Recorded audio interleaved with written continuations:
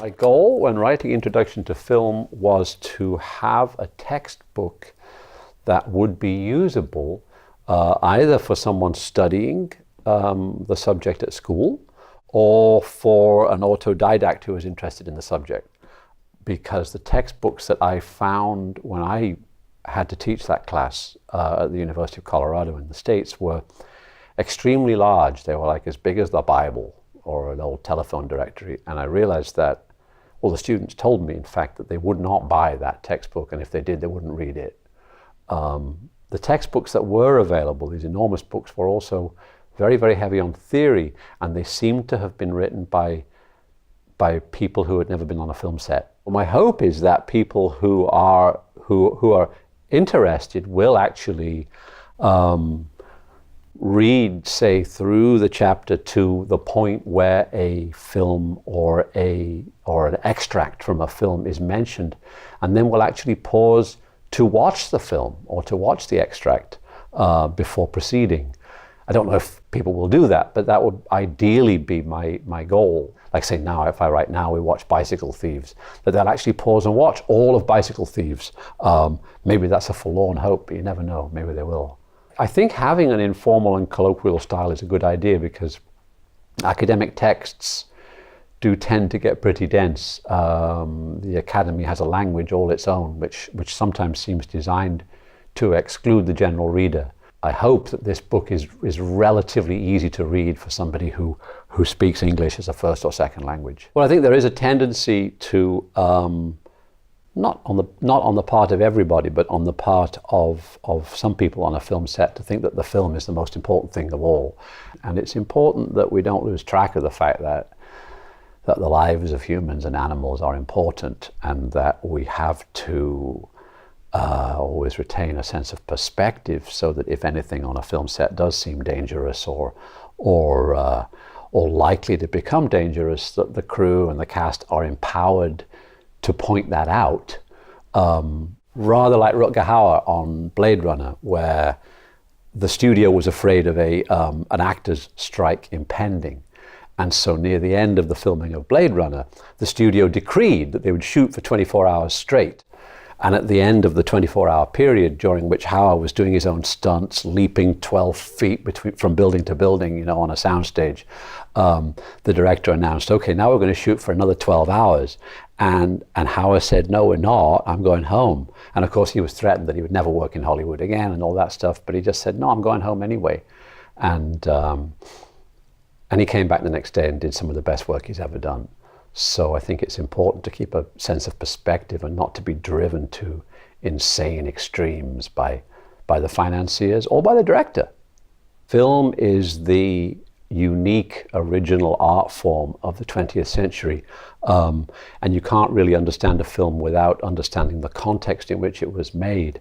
I do think it's important to have a notion in your head of the timeline of the 20th century. And so I invite the reader to create their own timeline of that century, which will then help them to put those films in context.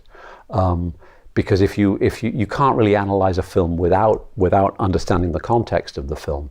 Get some life experience, because if you have no life experience, what can you do? You can just emulate movies, It's like if all you've ever done is work in a video shop.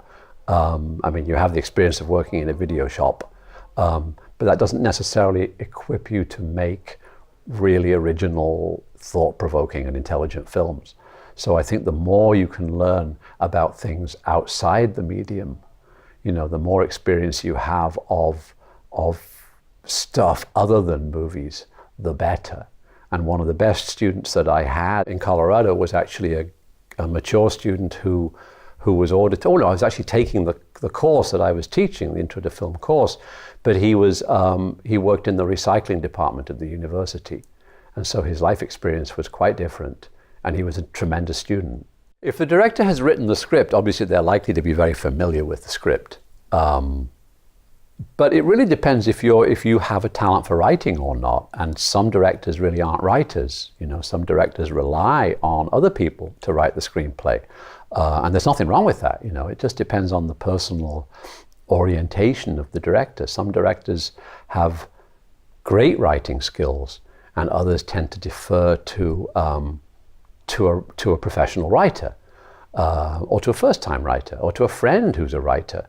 So it works either way. I think that the director needs to be very familiar with the screenplay, but I don't think you have to be a writer in order to be a film director. Boy, I think if you want to break away from the monoform style of filmmaking, you need to see as many films as possible, and not recent Hollywood films, because recent Hollywood films and many recent British films or European films are caught in this monoform trap of very fast editing, everything underscored by music. The music's supposed to guide you emotionally through the scene, and there are obviously other ways of making films. The first feature that I made with students, because I was a film student once and we were all making the stuff ourselves, but the first film that I directed with an entirely undergraduate crew and cast, it started out fairly ropey and fairly ragged edged. And then as it progressed, we got better and better, so that by the end of the film, we were really quite slick. The most recent film I've done was shot with students from the University of Arizona and recent graduates from the University of Colorado. And everybody made an enormous effort to make it look professional.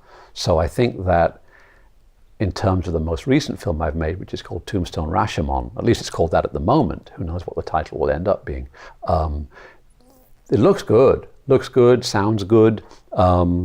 Fingers crossed, you'll see that film and you won't know it was made entirely by amateurs, or almost entirely. I think the director should be king or queen.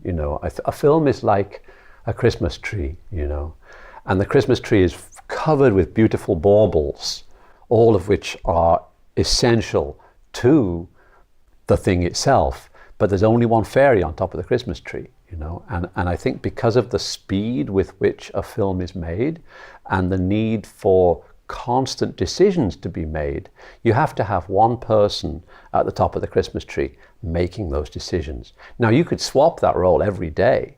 You could have a different director every day, you could take it in turns. But I think in order for the thing to progress smoothly, you need to have one person calling the shots. And I suppose that's where that expression, calling the shots, comes from. But it doesn't have to be the same person, and it doesn't have to be a guy or a woman, or anybody in particular, but it does need to be an individual. Even though film is a super collaborative process, and the director doesn't necessarily, well, in fact, the director definitely doesn't know everything, the director is a generalist. The director has to be aware of the whole thing, the entire Christmas tree, but every actor knows their character better than the director does, or should. The cinematographer knows much more about cinematography than the director does, or should.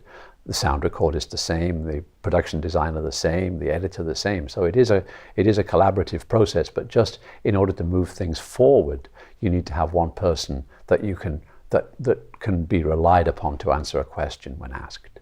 It would be interesting if filmmakers could experience film, because we say filmmakers, but a lot of the time, obviously, things are shot on video now. Film is a different medium, and because it's more expensive than video, it forces you into a sort of discipline, which isn't necessarily there with video, because video is so cheap or free. The difference between the two, I can still tell the difference between a film being projected on a screen and a video projection. The other night I was at the National Media Museum in Bradford, and we saw on an enormous screen there a 4K projection of The Good, the Bad and the Ugly. And the other day I saw Aguirre, Wrath of God, and again, a brand new DCP screened in a big cinema. I can still tell that it's video and not film, but the difference is not enormous.